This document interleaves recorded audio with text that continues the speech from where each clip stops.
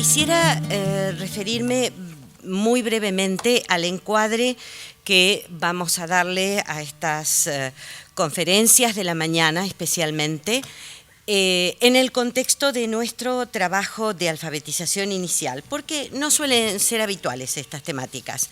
Sin embargo, yo quisiera plantear algunas coordenadas para comprender la lógica de este tipo de abordaje científico. Ciertamente la mayor parte de los sistemas educativos actuales tienen que dar respuestas a alumnados pluriculturales y plurilingües, por los enormes fenómenos de migraciones que se dan en el primer mundo, el segundo mundo y el tercer mundo, y en nuestro contexto particular, en nuestro país, las migraciones de países limítrofes, las migraciones internas. Todo eso hace que el aula contemporánea se vea desafiada por lo que podríamos llamar la heterogeneidad. Cierto es que la heterogeneidad existió siempre, pero los que tenemos que cambiar respecto de la heterogeneidad somos nosotros. De alguna manera tenemos que convertirnos en sapiens sapiens, es decir, tenemos que saber que la heterogeneidad existe y tenemos que saber que sabemos que la heterogeneidad existe, por lo cual tenemos que ejercer una vigilancia epistemológica y didáctica sobre lo que enseñamos y especialmente en punto de la alfabetización. Hace unos 10 años, con Silvia González, coordinamos un trabajo, Fuentes de Lenguas Aborígenes, donde convocamos a las principales especialistas en la materia del Instituto de Lingüística. Estuvieron, nombro solamente algunas, Lucía Golucio, Ana Messineo, Leonor Acuña, una cantidad de personalidades en el estudio de las lenguas aborígenes. Y ellas propusieron una caracterización interesante de los contextos complejos en los que hoy se desarrollan las clases comunes en nuestro país. Ellos decían que habría unos 3 escenarios: la escuela rural, sobre todo la escuela rural en las cercanías de comunidades aborígenes, en donde suelen darse, siempre en esto hay honrosas excepciones, pero estamos hablando de la generalidad de un contexto complejo, suelen darse situaciones en que puede suceder que el docente a cargo no conozca la lengua que se habla en el entorno de los niños o inclusive la lengua que hablan los niños en esas escuelas. Esto produce necesariamente enormes perturbaciones en el proceso de enseñanza y aprendizaje y da lugar a diversas manifestaciones del fracaso. Las que conocemos: el fracaso caracterizado por el fracaso de los niños y la repitencia, y el fracaso encubierto, la promoción de los niños a grados ficticios sin que se hayan cumplimentado los aprendizajes necesarios. Este es un escenario. El otro escenario es el de la escuela urbana. En la escuela urbana se considera que todo el mundo habla el dialecto estándar. En realidad, esto es una creación, un concepto. Ahora bien, cuando llega a la escuela urbana un niño proveniente de algún otro entorno, proveniente de migración interna, por ejemplo, o de país limítrofe, suele ser en esa escuela urbana el niño que presenta problemas, el niño que tal vez sea diagnosticado, el niño que es considerado poco maduro, conflictivo. Y después está la otra escuela, la escuela de nuestro gran Buenos Aires, nuestro gran Rosario, nuestro gran Mendoza, nuestro gran Córdoba, estas escuelas de la periferia urbana que realmente presentan la complejidad multilectal en todo su esplendor. Aquí confluyen niños provenientes de todas partes y además confluyen niños provenientes de sectores de pobreza.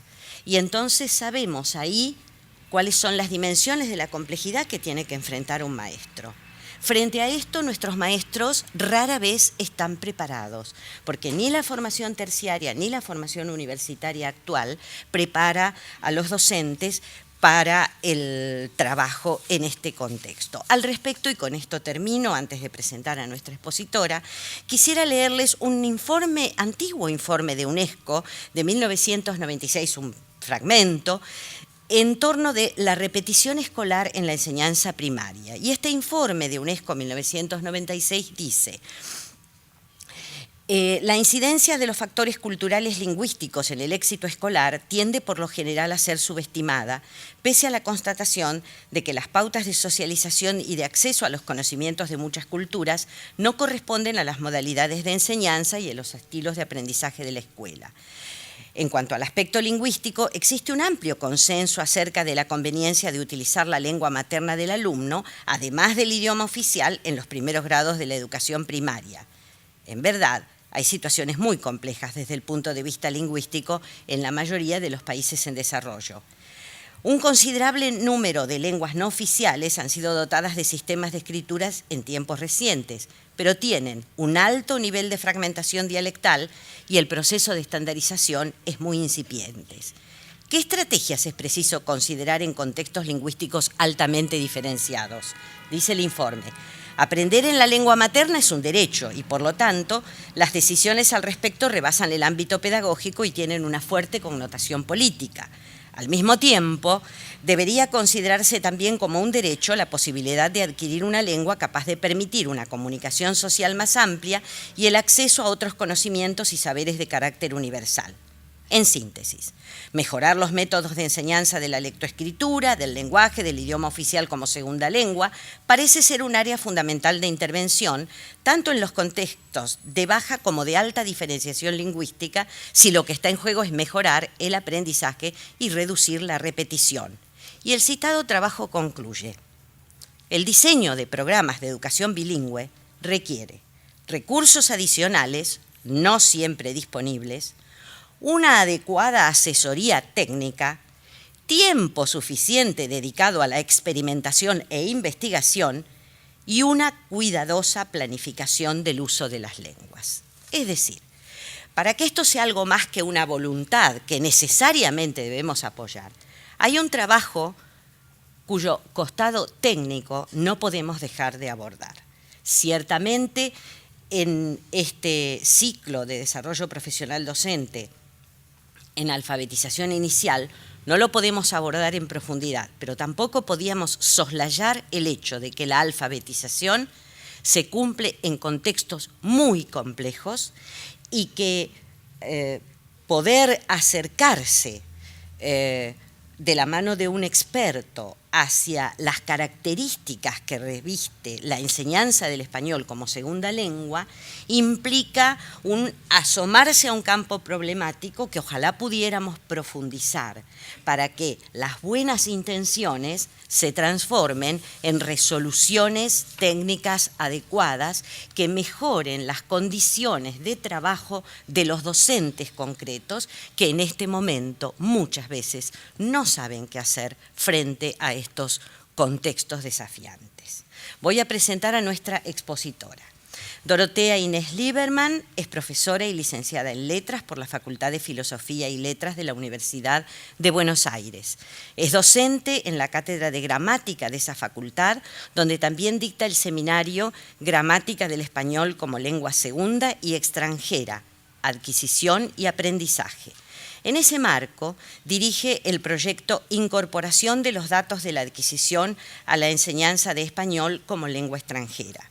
Es profesora de español como lengua extranjera en el Instituto Superior del Profesorado en Lenguas Vivas, Juan Ramón Fernández.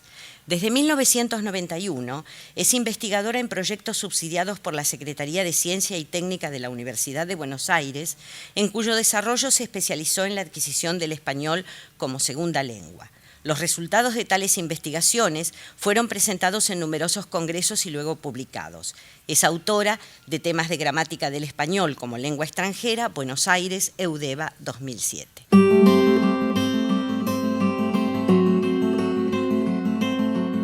Lo que nosotros vamos a definir ahora exactamente es qué es una lengua segunda.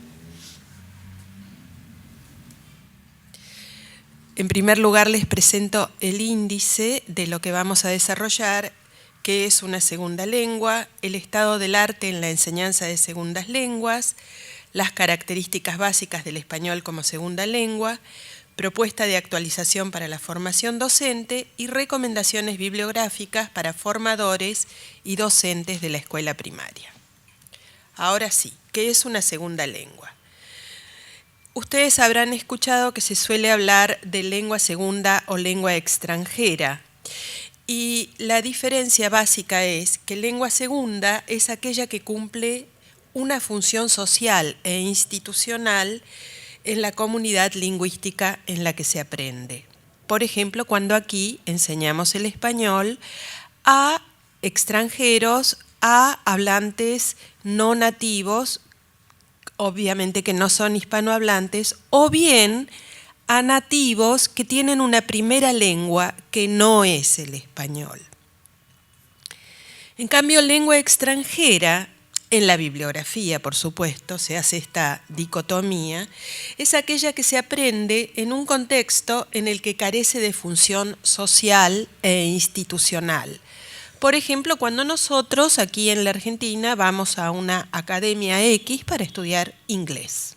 Esa es una lengua extranjera. En nuestro país existe un número importante de pueblos indígenas. Solo para mencionar los más numerosos, el Colla, el Mapuche, el Guaraní, Pilará, Toba, Huichi, Mocoví, Chorote, entre otros. Según la encuesta complementaria de pueblos indígenas, ECPI, de 2004-2005, complementaria del Censo Nacional de Población, Hogares y Viviendas del año 2001, del Instituto Nacional de Estadísticas y Censos, el total de estos pueblos alcanza una cifra de 485.460 personas. En esta misma línea, Cristina Messineo, nombrada hace un rato por la profesora Melgar, y Ana Hecht sostienen que Argentina ha negado históricamente la presencia indígena en su territorio. Sin embargo, a partir de la recuperación democrática, surgen nuevas legislaciones en relación con los derechos aborígenes. Según datos de la mencionada encuesta, en la ciudad autónoma de Buenos Aires y el Gran Buenos Aires residen 64.362 indígenas de diversas etnias. Con lo que, además de la población migrante proveniente de los países limítrofes, esta cifra, cito, da cuenta de que el 16% de la población indígena total del país se concentra en la provincia de Buenos Aires. Agregan luego, las autoras, que la situación sociolingüística de tal población, en especial la de los niños, presenta variados matices de bilingüismo y su complejidad y diversidad es muchas veces invisibilizada por el sistema educativo de las escuelas públicas a las que asiste la mayoría de estos niños. El término bilingüismo puede considerarse de dos maneras. En primer lugar, se habla de bilingüismo social, cuando se hace referencia a la coexistencia de dos lenguas en una misma comunidad de habla. Pero también puede denotar una situación individual, cuando se relaciona con los grados de competencia que una persona posee de dos lenguas y con los factores que intervienen en el proceso de adquisición. No obstante, tales variables, sociales e individuales, se entrecruzan en situaciones específicas de contacto lingüístico. En este sentido, sostienen las autoras, es importante tomar en cuenta dos nociones, la de competencia comunicativa y la de semihablante o bilingüe pasivo. Este último concepto hace referencia a quienes se encuentran dentro de los límites de una comunidad de habla y que, a pesar de pertenecer social y culturalmente a esa comunidad, de tener competencia comunicativa en esa lengua, son hablantes lingüísticamente marginales. Un semihablante, dicen, es alguien que entiende más de lo que puede transmitir. Sus habilidades receptivas superan sus destrezas productivas.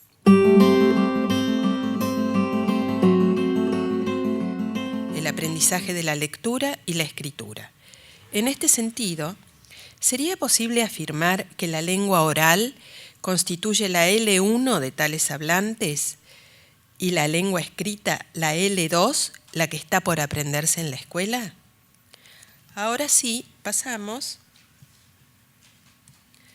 al estado del arte en la enseñanza de segundas lenguas. Y vamos a hacer un breve recorrido a través de los métodos de enseñanza de segundas lenguas a lo largo del siglo XX. Recordemos que al hablar de enseñanza-aprendizaje de una lengua extranjera se tienen en cuenta 4 destrezas: comprensión lectora, auditiva, expresión oral y escrita.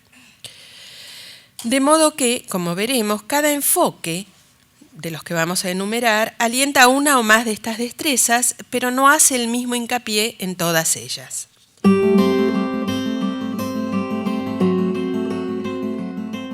En primer lugar, nos vamos a referir al conductismo, que elabora Skinner en 1957 en la Universidad de Harvard, en una obra que se llamó Conducta verbal o comportamiento verbal, verbal behavior, una teoría del aprendizaje que se apoyó en la psicología conductista. Se trata de un enfoque antimentalista basado en datos empíricamente observables del comportamiento humano.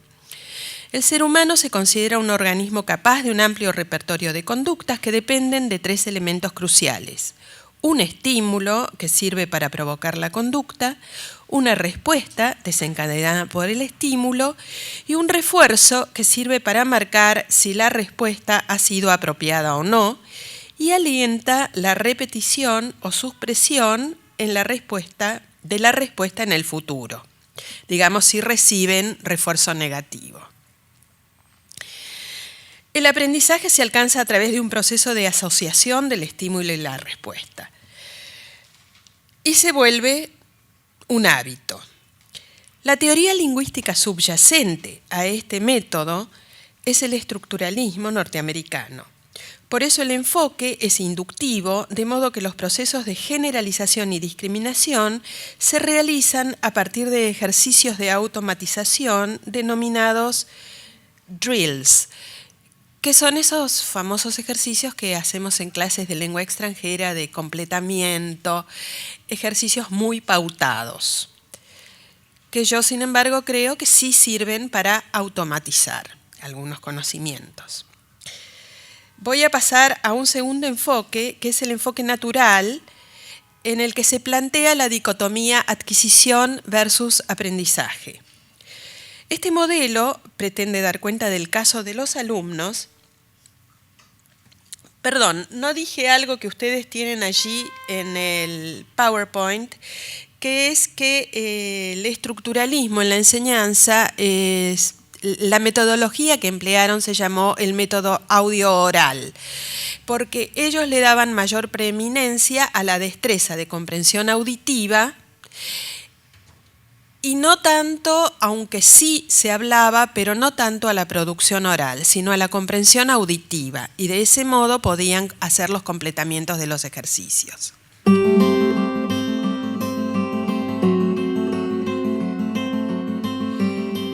El enfoque natural pretende dar cuenta del caso de los alumnos que estudian y comprenden las reglas de la lengua objeto.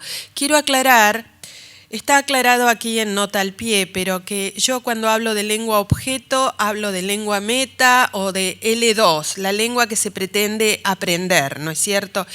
Lo mismo cuando hablo de LM o lengua materna y L1, simplifico y unifico, digamos. En este caso unifico ambos términos.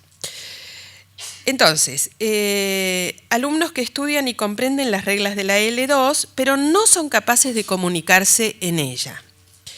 O el caso de alumnos que obtienen malos rendimientos en los exámenes de gramática, pero son eficaces en la comunicación. Fue propuesto por el lingüista norteamericano Terrell en 1977-1982 como una nueva filosofía para la enseñanza de lenguas. Y desde la lingüística aplicada, Stephen Krashen elaboró una teoría de adquisición de lenguas segundas para el enfoque natural, y ambos publicaron en 1983 el manual básico que se llamó el enfoque natural o The Natural Approach. El término natural se relaciona con la adquisición en medio natural de la lengua materna por parte de los niños. Krashen propone que los adultos que adquieren una lengua desarrollan a su vez dos sistemas para usarla. Uno adquirido, que tiene lugar de forma similar a la adquisición de la LM en los niños, y otro aprendido, desarrollado conscientemente y casi siempre en situaciones formales. El énfasis se pone en la exposición al input. El input son los datos que el aprendiente, digamos, el que va a aprender una lengua segunda, recibe. Más que en la práctica y en lograr condiciones óptimas de preparación emocional para el aprendizaje. Un periodo prolongado de atención a lo que oyen antes de producir lengua. En este enfoque, la comprensión cumple un papel central. La teoría lingüística que subyace al enfoque es la que sostiene que la función primaria de la lengua es la comunicación. Como los autores hacen hincapié en enseñar las habilidades comunicativas, sostienen que el enfoque natural es un ejemplo de método comunicativo, por lo que las estructuras gramaticales no requieren un análisis explícito por parte del profesor ni en los materiales didácticos. La lengua es un medio para transmitir mensajes y la adquisición solo se produce cuando las personas pueden entender los mensajes de la LO. La teoría del aprendizaje de este enfoque sostiene que hay dos maneras diferentes de desarrollar la competencia en una L2 o lengua extranjera. La adquisición, que consiste en un camino natural, paralelo al desarrollo del lenguaje en los niños, es un proceso inconsciente que implica el desarrollo natural del manejo de la lengua a través de su comprensión y su uso. Las habilidades lingüísticas se internalizan de forma natural, sin atención consciente a las formas.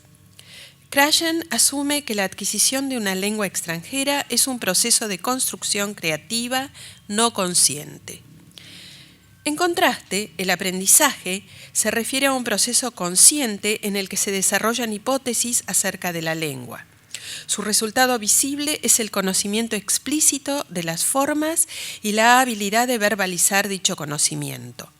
Para que ocurra el aprendizaje se requiere la enseñanza formal y la corrección de errores, que ayuda a desarrollar las reglas aprendidas. A partir de contextos lingüísticos artificiales se introducen determinados aspectos gramaticales. Se trata de un conocimiento metalingüístico. De acuerdo con el enfoque natural, el aprendizaje no conduce a la adquisición. Es decir, para Krashen había dos compartimentos estancos. Adquisición por un lado, de forma natural, y aprendizaje en contexto de instrucción formal, pero que no conduce, según él, a la adquisición. Krashen desarrolla una serie de hipótesis que fundamentan el método. La hipótesis del input, según la cual, para que quienes adquieren una L2 progresen al estadio siguiente, necesitan comprender el input, que incluye una estructura que es parte del estadio siguiente. La fórmula es I más 1, es decir, input que contiene estructuras un poco más altas que el nivel del aprendiente. O sea que se implica una jerarquía lingüística de complejidad estructural. De acuerdo con Varalo, que es una argentina que vive en España, Marta Varalo, experta especializada en adquisición del español, si se supera esta dificultad, se hace imposible la adquisición, dado que el sujeto, si se supera la dificultad que nosotros pretendemos introducir en el aula, ¿no? En la instrucción formal, el sujeto no posee la suficiente madurez cognitiva y no puede aprender esos datos nuevos, porque no posee los suficientes conocimientos sobre la L2 como para asimilar estructuras más complejas. Por otra parte, lo mismo sucede en el proceso de adquisición de la lengua materna por parte de los niños, y enseguida voy a leerles un pequeño fragmento de Anula Rebollo sobre lo que sucede entre un niño y un adulto cuando el adulto intenta corregirlo, cuando el niño sobregeneraliza una forma verbal regular en un verbo irregular. Por más que el adulto le repita, ya vamos a ver lo que pasa.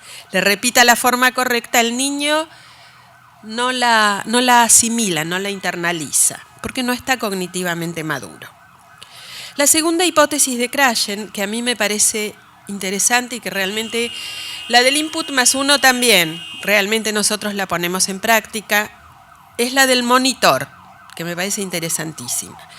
El sistema lingüístico adquirido es el que nos permite producir los mensajes cuando nos comunicamos en una LE, mientras que el aprendizaje consciente solo puede funcionar como un monitor o editor, yo siempre digo que está por acá, que comprueba y corrige la producción.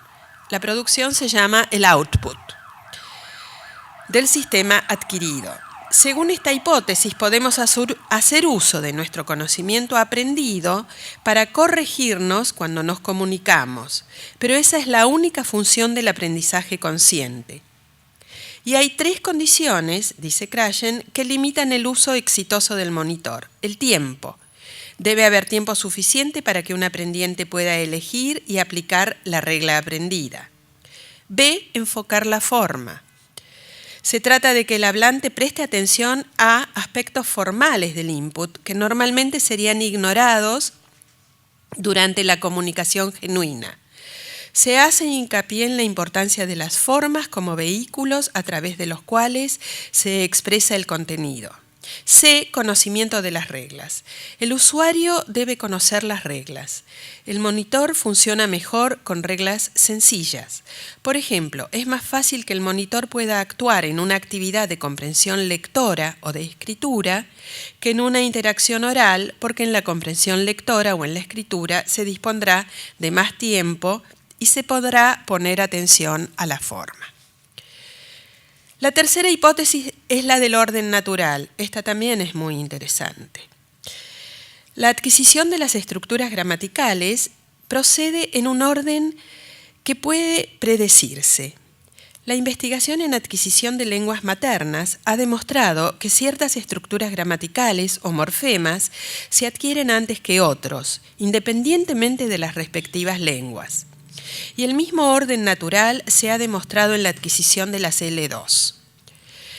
En palabras de Varallo, los estudios de secuencias de adquisición de morfemas en español, lengua extranjera, no presentan datos definitivos, pero sí se advierte una cierta secuencia semejante a la del español nativo en la medida en que es común que se adquieran primero las marcas de los morfemas que indican el plural antes que las marcas que indican el femenino, o que aparezca antes el adverbio espacial que el temporal. A diferencia de lo que podría intuirse, muchas veces se adquieren primero reglas que no fueron enseñadas aún y que no son las más simples o más sencillas.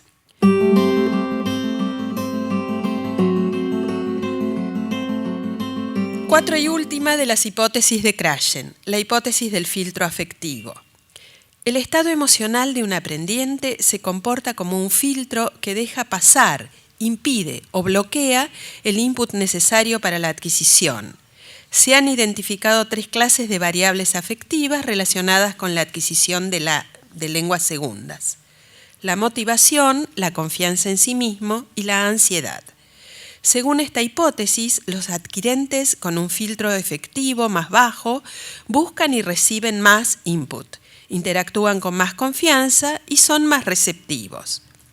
El filtro afectivo que aparece en la adolescencia es alto en los más ansiosos que sufren temor o vergüenza. En síntesis, el enfoque natural está diseñado para ayudar a los principiantes a pasar a un nivel intermedio. En otras palabras, puesto que el programa enfoca básicamente la comprensión antes que la producción, el papel pasivo del alumno se convertirá gradualmente en activo en la medida en que comience a producir en la L2 y a interactuar con sus compañeros y con el profesor.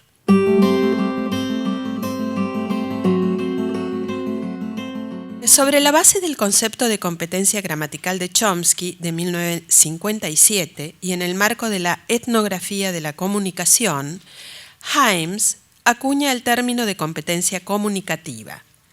lo define como el conjunto de habilidades que se aprenden en el proceso de socialización y que abarca no solo el conocimiento de la gramática, sino el de los usos de la lengua en distintas situaciones sociales. El interés pasa a centrarse en el manejo de la comunicación más que en dominar las estructuras gramaticales. La enseñanza de la lengua comienza a enfocar las necesidades del aprendiente. ¿Qué significados necesita comprender y expresar un hablante no nativo? ¿Cuáles son los usos comunicativos del lenguaje? Se sistematizan dos clases de significados que subyacen a los usos comunicativos de la lengua. Las categorías funcionales, tiempo, secuencia, cantidad, las categorías nocionales, tiempo, secuencia, cantidad, locación, frecuencia, entre otras, y las categorías funcionales como pedidos, denegaciones, ofertas, quejas, etc. Queda establecida la interdependencia entre lengua y comunicación y siempre hay al menos dos partes involucradas en una interacción o negociación en la que una de las partes tiene una intención y la otra responde o reacciona ante tal intención. La versión débil de este enfoque se centra en proveer a los aprendientes de oportunidades de usar su lengua segunda o extranjera con fines comunicativos. La versión fuerte sostiene que la lengua se adquiere a través de la comunicación, de modo que es necesario estimular el desarrollo del lenguaje en este sentido. El enfoque comunicativo es una visión antiestructuralista, según la cual el aprendizaje de una lengua forma parte de una perspectiva más general a la que suele hacerse referencia como aprender haciendo. La lengua debe estudiarse en un contexto sociocultural más amplio, de uso, que incluye participantes, comportamientos y creencias. La teoría de la lengua que subyace es la de la competencia comunicativa de Hymes, según la cual lo que un hablante necesita es pertenecer a una comunidad de habla. 2 décadas más tarde, Rod Ellis publica su libro Enseñanza-Aprendizaje de Lenguas, basado en tareas. Define esta noción como la actividad que sirve para hacer que los alumnos produzcan emisiones de lengua que se utilizan para transmitir mensajes, comunicación real, sin tener en cuenta mayormente la precisión gramatical. ¿En qué se diferencia una tarea de una actividad, un ejercicio o un drill? Su definición es problemática. Los autores no han llegado a ningún acuerdo al respecto. Teniendo en cuenta su objetivo, se trata de una actividad que implica necesariamente el uso de la lengua. ¿Debe el término tarea referirse solo a actividades enfocadas primariamente en la transmisión de mensajes o debe incluir además actividades que reflejen el uso correcto de la lengua por parte de los aprendices? Al parecer, la diferencia se encuentra